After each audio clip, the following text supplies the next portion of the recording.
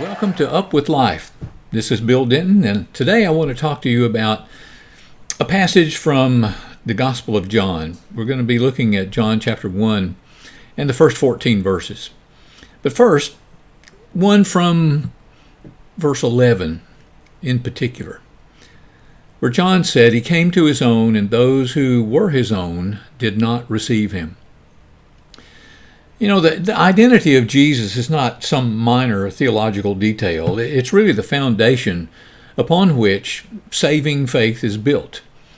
To trust someone, you must first know who that person is.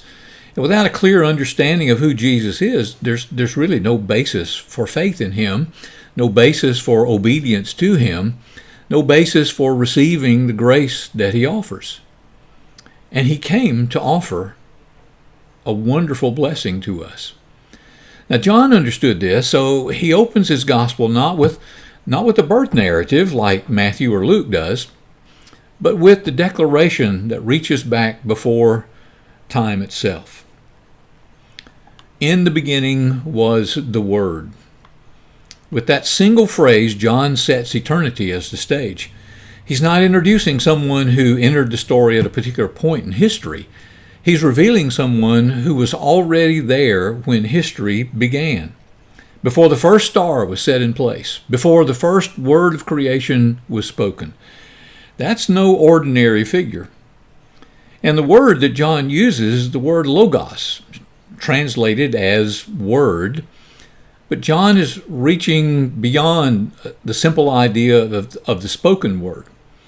In both Jewish and Greek thought, logos carried the idea of the underlying reason or the logic or the order behind all things that exist. John's telling us that Jesus is not merely a teacher or a prophet. He's the very expression of divine reason and purpose made personal. John then draws two truths together that this will stretch your mind. The Word was with God, and the Word was God. Now, those are not two contradictory claims, they're complementary ones. To say that the Word was God is to affirm a distinct personal identity, not a force or an idea, but a person who exists in relationship with the Father. To say that the Word was God is to affirm that this person is fully divine. Not a lesser being, not a created one, but sharing in the very nature of God. John's laying a careful groundwork. He does not yet name Jesus, but he wants the weight of his identity to land before the name does.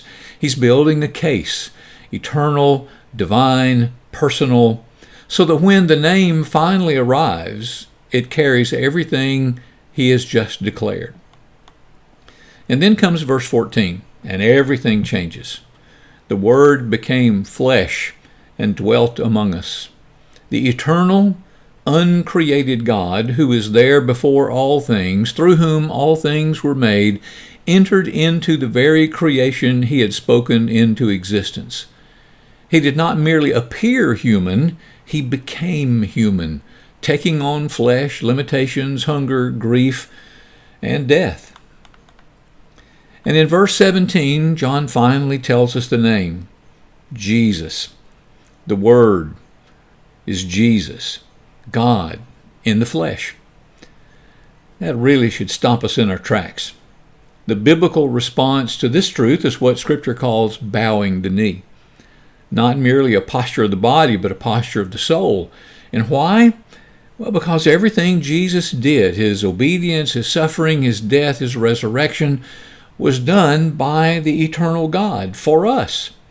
He came to save, to redeem, to justify, to sanctify those who trust in him.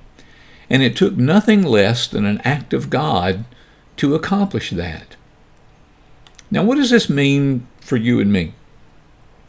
This is not simply some abstract theology. It's the most practical truth in the world. When you know who Jesus truly is, everything he says and calls you to carries the full weight of his authority and his love. His commands are not the instructions of just a wise teacher. They are the words of the God who made you, who knows you, and who gave himself for you. You can't trust someone you don't know, and you can't fully obey someone whose authority you've not understood. So start here with who Jesus is. Let that truth shape how you read his words, how you approach him in prayer, and how you follow him through every ordinary day. Now, if you want a couple of ways to put this into practice, a couple of easy ways, really, I would suggest this. Number one, anchor your prayer life in who Jesus is.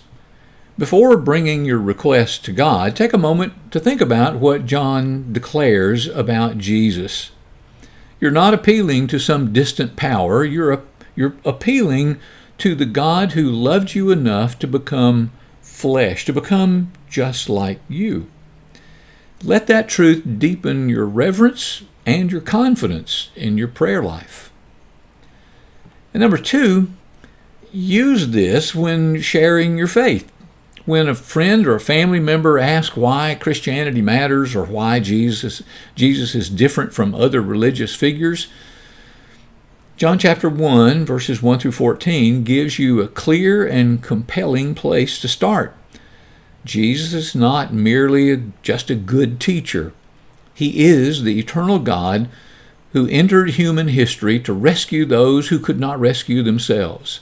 And that's a message worth sharing. Whenever you read the words of Jesus or feel the weight of what he called you to, remember who it is that's speaking. The one asking for your trust and your obedience and your life is the same one who was there before the world began and who loved you enough to step into it.